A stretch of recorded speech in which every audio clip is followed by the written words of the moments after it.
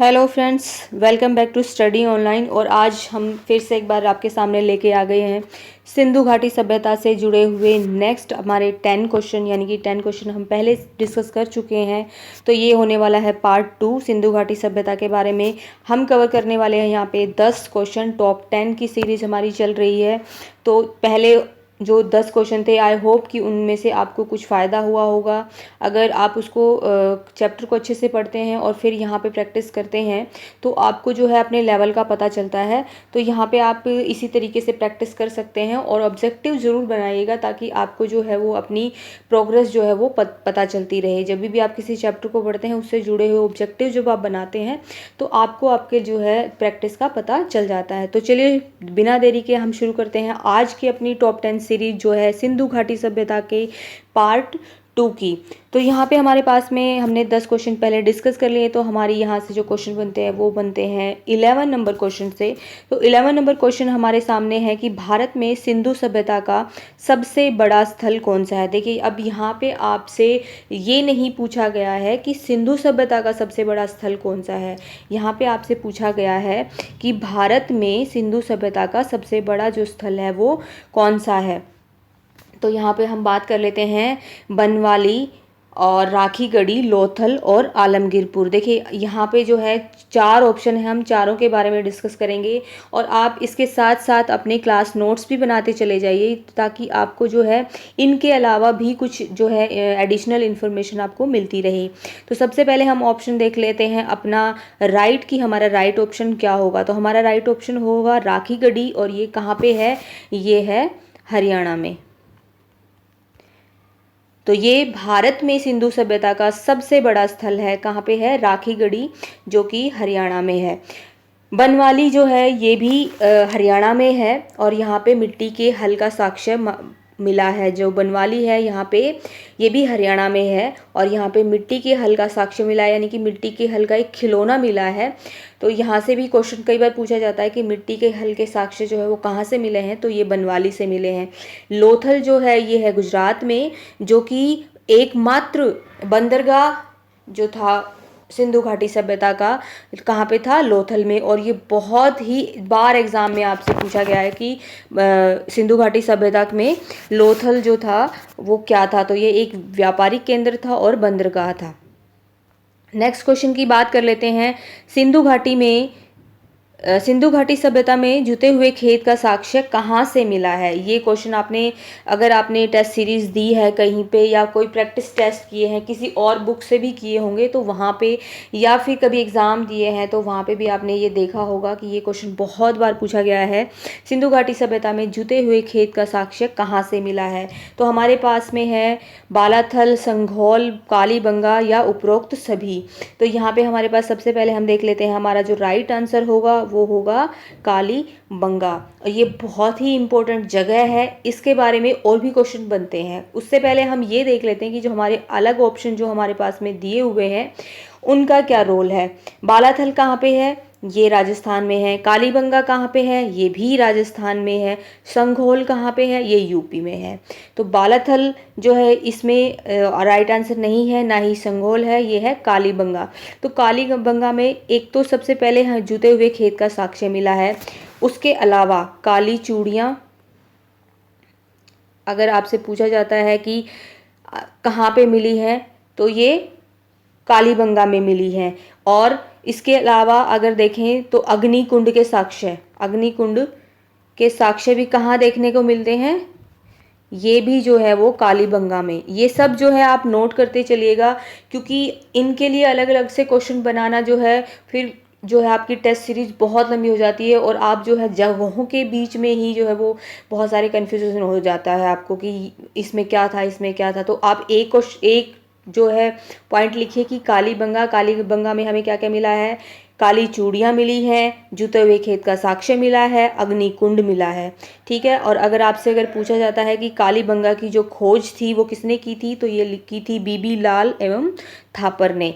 इसकी जो खोज थी वो किसने की थी, बीबी लाल और थापर, ये 2 व्यक्ति थे जिन्होंने कालीबंगा की खोज की थी। नेक्स्ट क्वेश्चन जो है वो देख लेते हैं। स्वतंत्रता के बाद खुदाई में सिंधु घाटी सभ्यता के सबसे अधिक स्थल किस राज्य में मिले हैं? देखिए, स्वतंत्रता के बाद सबसे ज़्यादा जितने भी स्थल, क्योंकि अभी भी इसकी जो है वो खुदाई जारी है, और मैं आपको अभी इस क्वेश्चन के लास्ट में जो है बताने वाली हूँ, या इस टेस्ट के सीरीज़ के लास्ट में बताने वाली हूँ, जो सबसे नवीनतम खोज है वो क्या हुई है। और आप अपने आप को जो है अपडेट रखिएगा, कि क्योंकि कई बार क्वेश्चन जो है यहाँ से पूछ लिया जाता है कि क्योंकि इसकी जो खुदाई है वो अभी भी जारी है, तो अभी रिसेंटली कौन सी जगह जो है खोदी गई है, तो आप जो है हो सकता है मैं अभी बताने वाली हूँ उसके बाद भी कोई खुदाई में कोई जगह मिली हो जहाँ पे बहुत इंपॉर्टेंट कुछ मिला हो, तो वो भी आपको याद रखना है। तो आपको अपने आप को अपडेट रखना बहुत ज़रूरी है। तो यहाँ पे हमने हमारा जो क्वेश्चन है वो है, स्वतंत्रता के बाद खुदाई में सिंधु घाटी सभ्यता से सबसे अधिक स्थल किस राज्य में मिले हैं? तो यहाँ पे हमारे पास है राजस्थान। राजस्थान में सिर्फ हमने डिस्कस कर लिए दो ही महत्वपूर्ण जगह है, एक है कालीबंगा, एक है बालाथल। और यहाँ पे है बात कर लेते हैं महाराष्ट्र की। तो महाराष्ट्र में सिर्फ एक ही जगह जो है वो बहुत इंपॉर्टेंट है, वो था हमारा दाइमाबाद, जो कि उसका दक्षिणतम बिंदु है, जो गोदावरी नदी के किनारे पर है। एक है हरियाणा। हरियाणा में 3 स्थल जो है वो मेन है, एक है बनवाली, राखीगढ़ी और भगवानपुरा। तो यहाँ पे भी 3 क्वेश्चन है, 3 ही जगह है जो है वो हमें मिली हैं। और यहाँ पे एक ऑप्शन है गुजरात, क्योंकि गुजरात में सबसे ज़्यादा जो है सिंधु घाटी सभ्यता के जो है नगर मिले हैं।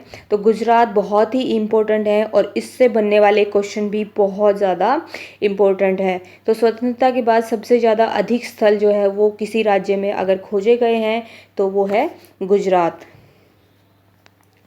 नेक्स्ट क्वेश्चन है, सिंधु घाटी सभ्यता में 3 खंडों में विभाजित सुव्यवस्थित लकड़ी की नालियां कहाँ पर पाई गई हैं? तो ये इंपॉर्टेंट क्वेश्चन हो जाता है, क्योंकि आपको पता होगा कि सिंधु घाटी सभ्यता अपनी जो है एक नगरीकरण की जो सभ्यता थी, यानी कि एक सुव्यवस्थित एक उनका शहर बसा हुआ था, सुव्यवस्थित नगर बसा हुआ था।